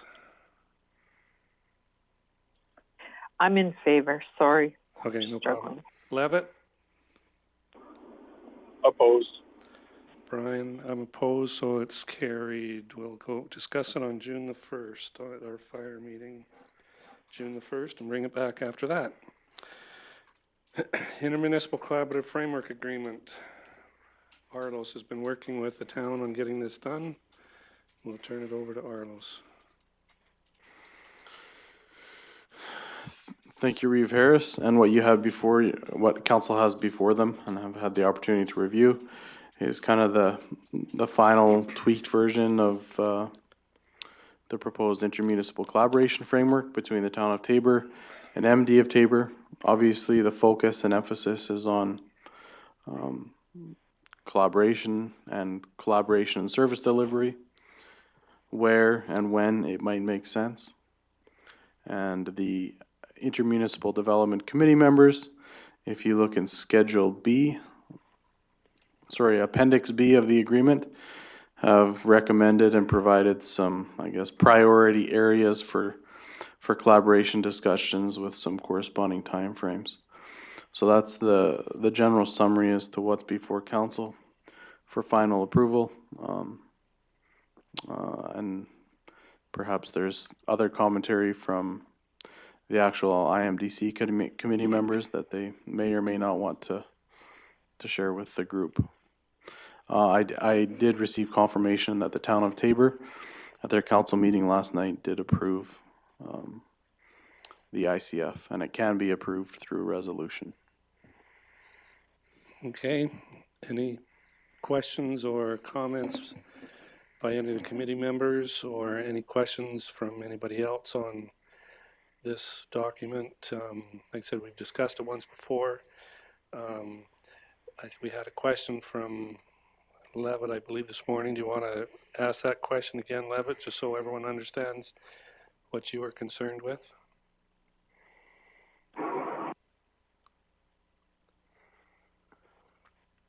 Oh, maybe he's out there somewhere where he's not getting connectivity. He was wondering, though, if we were going to be, like, if we start some discussions on, let's say, rec funding or something, and we can't come to an agreement, is it automatically going to go to, like, an arbitration process? And maybe I'll have Arlos comment on that if you've got a minute, Arlos. On the concerns on the concerns that Levitt had this morning. Yeah, so I believe the root of those concerns was to what extent or end result are we committing to by approving the ICF. And my understanding of the ICF document, and I guess the tone of the committee members up to this point has been, these are areas, potential areas for collaboration that need to be discussed. And the intent is to discuss and review them together, collaboratively, and in good faith. Key point being there, good faith. The ICF, if you read it, you will have noticed it does have a dispute resolution process. So if you do get on a topic and there's, I guess, an area for dispute, that dispute resolution can be followed. That's an inherent risk with this ICF, but it is a risk that essentially all municipalities with an ICF assume. So the intent of identifying those opportunities is so we can have discussion on potential areas for collaboration.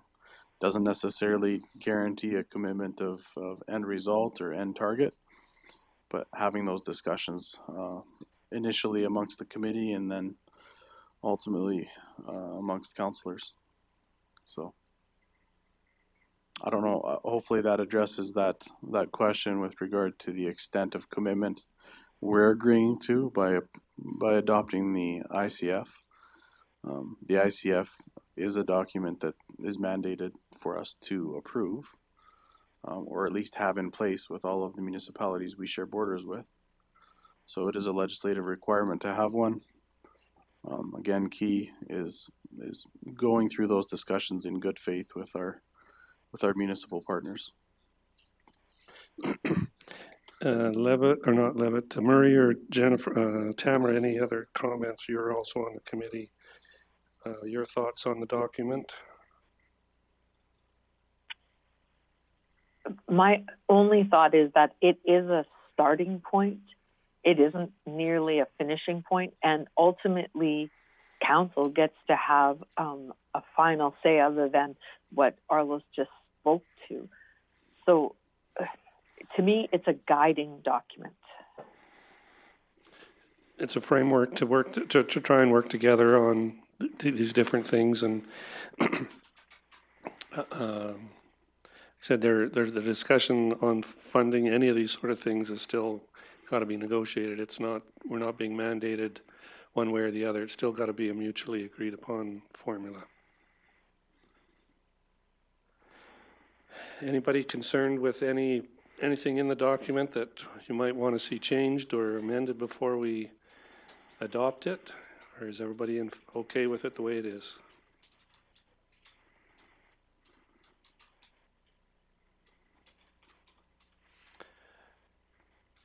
Okay, somebody willing to give a motion to accept, or?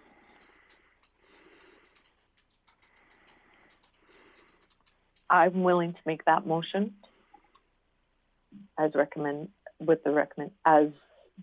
laid out in the recommendation. Okay.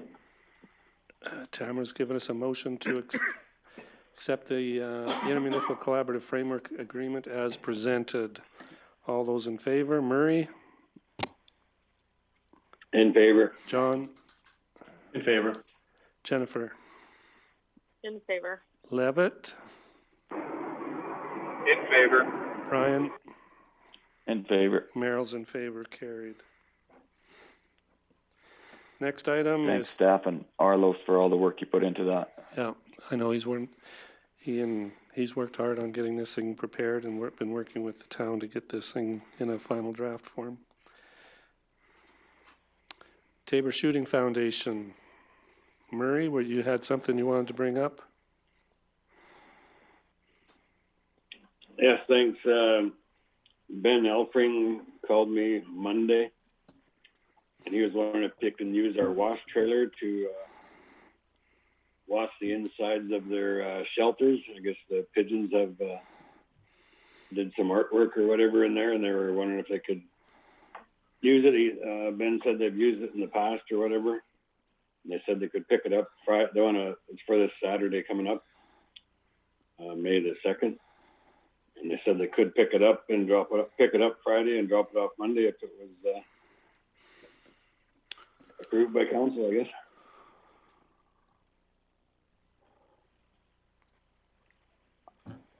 I think Stu's group or team has actually had some discussion with Mr. Elfring as well. Stu, do you want to provide some additional insight? Yeah, all I have to add to that is, like Councilor Reynolds said, they have used it in the past. The trailer is ready to go. My team doesn't seem to have any issues or concerns around it. So the decision is ultimately up to you guys. Okay. Anybody around the table have any questions, concerns on letting the Shooting Foundation take the wash trailer to work on the Shooting Foundation shooting ranges? I have a comment more than a question. Just, I know last year we had a lot of groups that were requesting different things throughout the year, whether that, and the Shooting Foundation was one of them, when they were asking for mowing so many times a year and different things. We were budgetizing or putting a cost to that and having them do it in one motion, so that we don't have these things coming forward every meeting for all these groups that need different things. So I don't know if we should send something out to each of our groups that usually take some in-kind donations, so that we can make one motion for each group, or even all of them at once. So this doesn't have to keep coming up. Just a suggestion. Comments, Carlos? We can definitely send out correspondence in that regard.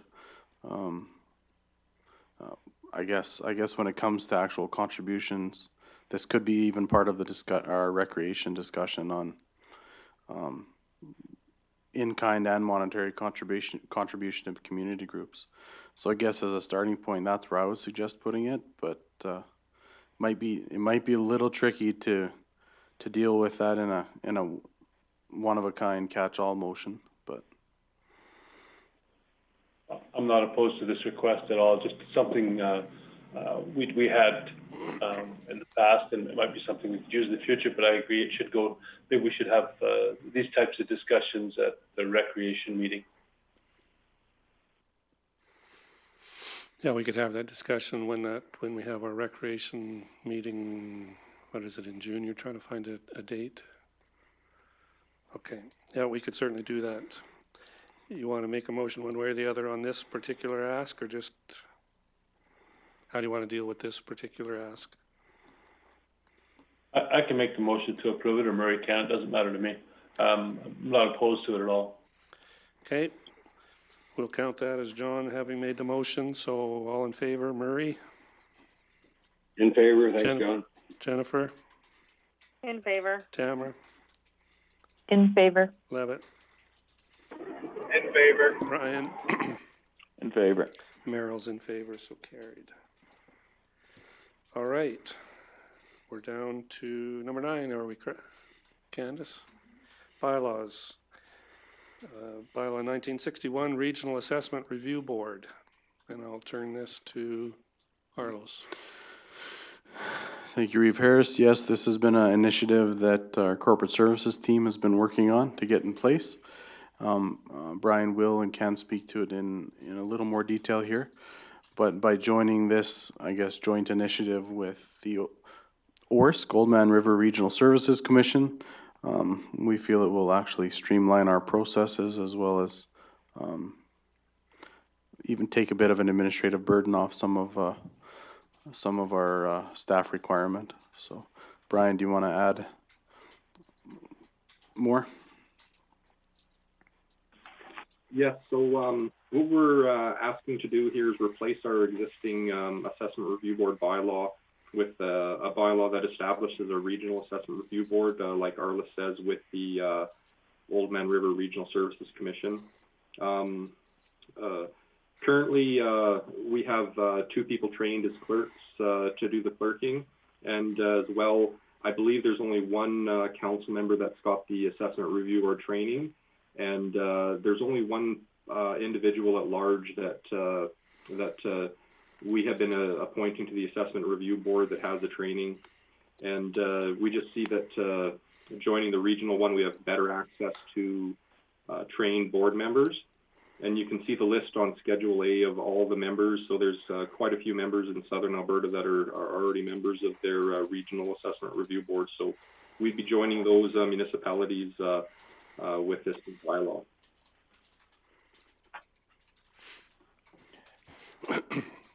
So the bylaw 1927 is superseded by this one when this one gets passed?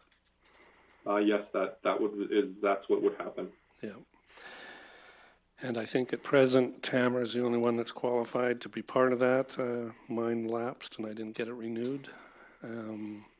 Is there a need, do you feel, Brian or Arlos, to get more people trained from our municipality? I do believe, Brian, you can confirm this. I do believe we have a member of the community at large that is That's qualified. correct. Yeah. And we would be required to put forward, I guess, communities at large as potential members. Brian, can you confirm that as part of this setup? Yeah, so that's correct. In the agreement, that's a part of one of the schedules for the bylaw under number 3, member municipality responsibilities. The member municipality may select and appoint one citizen at large to be a board member and one council member to be available to sit on a panel for the Regional Assessment Review Board. So our obligation to the regional board would be to select one citizen at at large. And there currently is the one trained is Ben Elfring. He has his training. He'd be a citizen at large. And then we have the one council member who could be appointed as the could be available as well.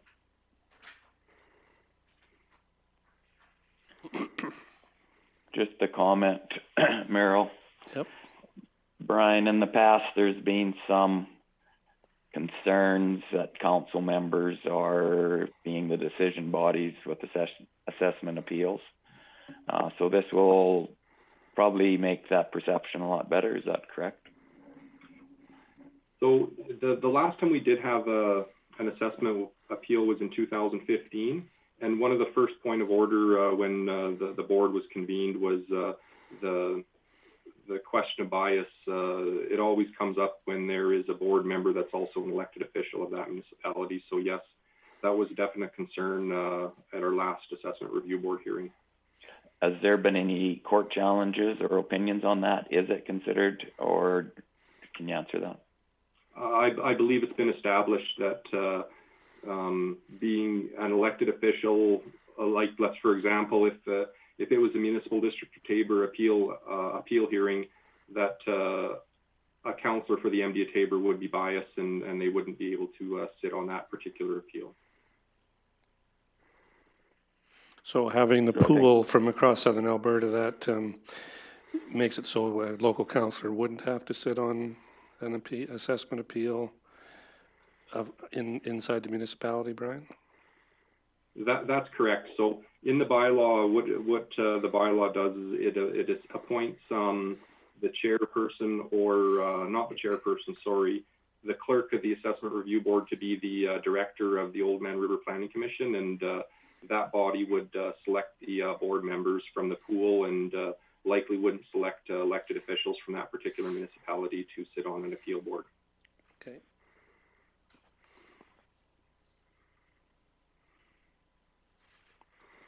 Okay, anybody else have any comments or concerns with the proposed bylaw?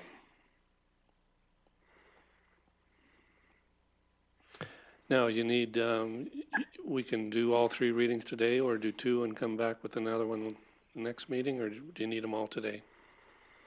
We have for all three readings today. However, we plan on sending our assessment notices out on May 6th.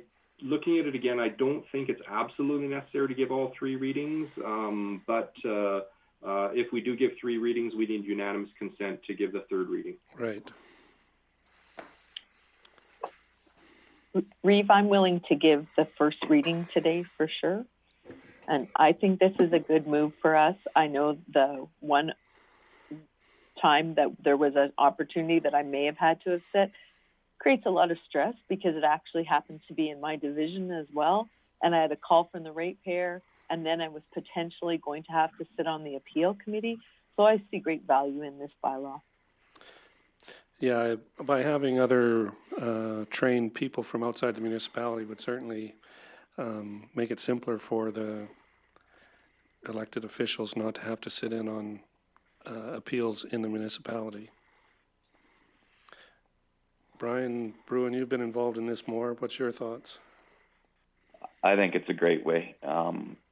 It's a true unbiased opinion. Nobody can say that it's favoring one way or the other. We've struggled with this in the past. Yeah, exactly right. Like I said, it kind of removes the elected officials from the having to sit in on these appeals in your own municipality. Yeah, okay. I know if I was the one doing the appeal and seeing a councillor up there, that fellow councillors had just set the recommendation, you would question. Yeah. Okay, so Tamara's given us a motion. Pardon me? Oh, we join the Old Man Regional. Okay. So a recommendation is we need to join the other area municipalities to establish the Regional Assessment Review Board is the first recommendation. So is that what you'd like to do, Tamara, or were you wanting to do the first reading of the bylaw? Yes, let's just follow suit. So I'll do that first, the recommendation to join the Old Man River Planning Commission as stated. Okay, so Tamara's given us a motion that Council of the Municipal District of Taber join other area municipalities to establish a regional assessment review board, et cetera, as it's outlined there, the first recommendation. Those in favor, we'll start with Murray. In favor. John? In favor. Jennifer? In favor. Levitt has left the meeting for a while. Brian? In favor. Merrill's in favor. Carried. That's the first motion. Second one is a first reading of Bylaw 1961. Somebody willing to give that motion? So moved, Brian. Okay, Brian's given us a motion for first reading on Bylaw 1961. All in favor? Murray? In favor. John? In favor. Jennifer? In favor. Tamara? In favor. And Merrill in favor. Carried. Second, we need a second motion for second reading of Bylaw 1961. I can do that, Murray. Okay, Murray gives us a motion for second reading. All in favor? We'll start with John. In favor. Jennifer? In favor. Tamara? In favor. Brian? In favor. Merrill's in favor. Carried. So in order to go, when unanimous consent. So next motion would be to give unanimous consent to third reading of the bylaw. I will make that motion. Jennifer gives us that motion. All in favor? We'll start with Murray again. In favor. John? In favor. Tamara? In favor. Brian? In favor. Merrill's in favor. Carried. And I'll give you the third reading of the bylaw. Okay, before we go there, anybody have any final concerns or questions regarding the bylaw? If not, Tamara has given us a motion for third and final reading of Bylaw 1961. All those in favor? Murray? In favor. John? In favor. Jennifer? In favor. Brian? In favor. Merrill in favor, so that's carried. All right. Number 10, consent agenda exemptions. A request from the Vauxhall and District Chamber of Commerce regarding clock tower donations. Anybody have any thoughts? Levitt's the local councillor. He's gone from the meeting. Anybody else have any thoughts on a contribution to the Vauxhall proposed clock tower?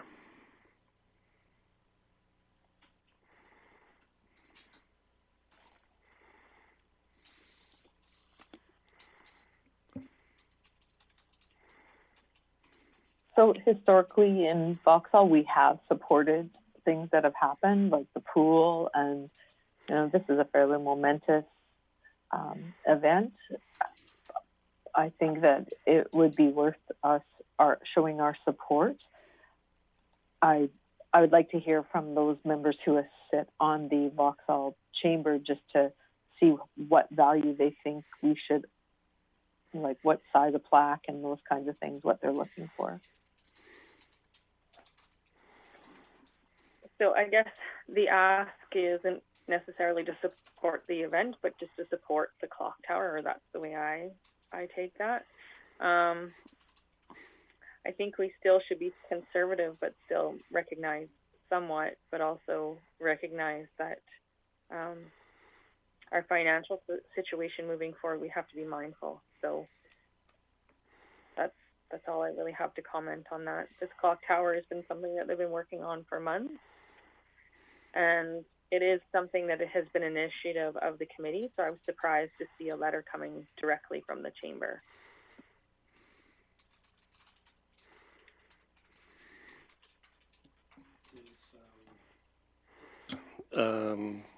The other member that sits on, are you the only member that sits on the chamber, or is there Murray or Levitt sit there with you, or? No, Levitt is my alternate. Okay. I'm the only one that sits in there. Okay. Yeah. Anybody else have any thoughts? Like I said, unfortunately, their 100th anniversary event has been canceled, but this project is going ahead regardless. I think they'll have their celebration at another time, but going ahead with this clock tower. Okay, Merrill, just to get a number out there, 3,000, is that fair? And I'm just somewhere to start. Yep. Any other councillor have any thoughts on Brian's number that he's put out?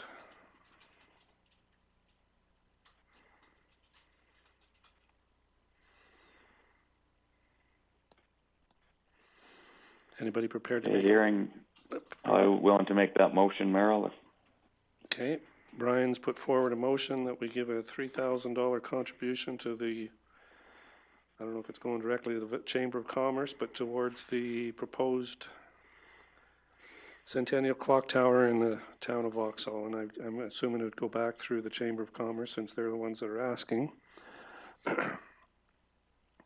And just to add to that, if we're sponsoring $3,000, we would have a nameplate put on the tower. That's correct, 4-inch by 2-inch. Does that sound about right? Yeah. Okay. Brian's given us a motion for $3,000 contribution. All in favor? Murray? In favor. John? In favor. Jennifer? In favor. Tamara?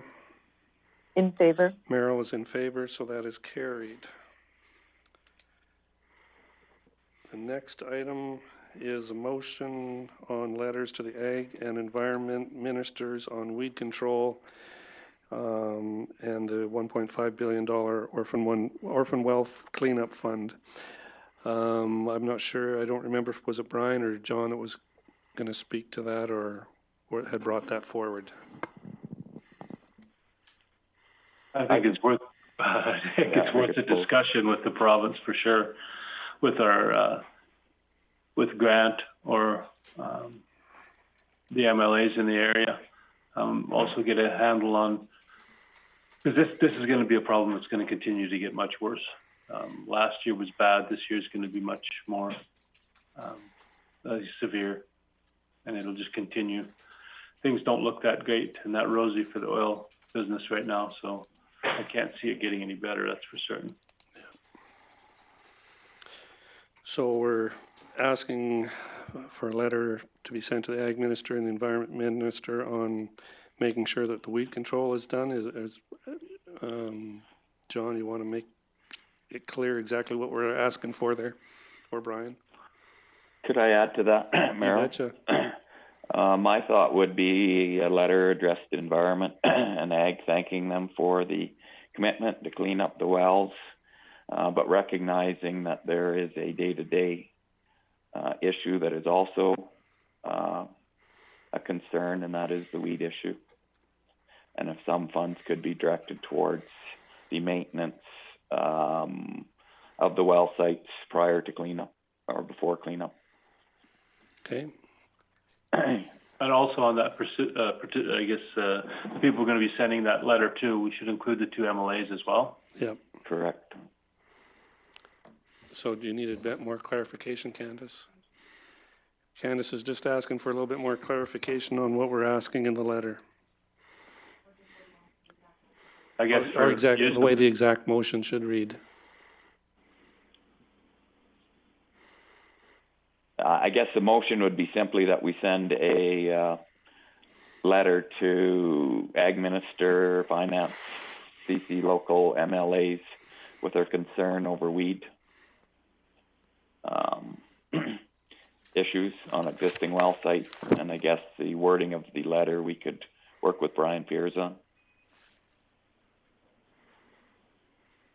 Okay. Does that help, Candace? Okay, she's got it. So Brian's made that motion, or John? Looks like Brian has, that's fine. Okay, so Brian's made the motion, so all in favor, Murray? In favor. John? In favor. Jennifer, In favor. Tamara, In favor? Merrill's in favor, carried. All right, anything else anybody has before we go into a closed session? Anybody have anything else they'd like to discuss? If not, we would need a motion to enter closed session. I can give you that, Merrill. Okay, Murray gives that motion. All in favor? John, In favor. Jennifer, In favor. Tamara, In favor? Brian, In favor. Marilyn's favored. We'll just have to wait a minute while we get the sound turned off or the streaming turned off.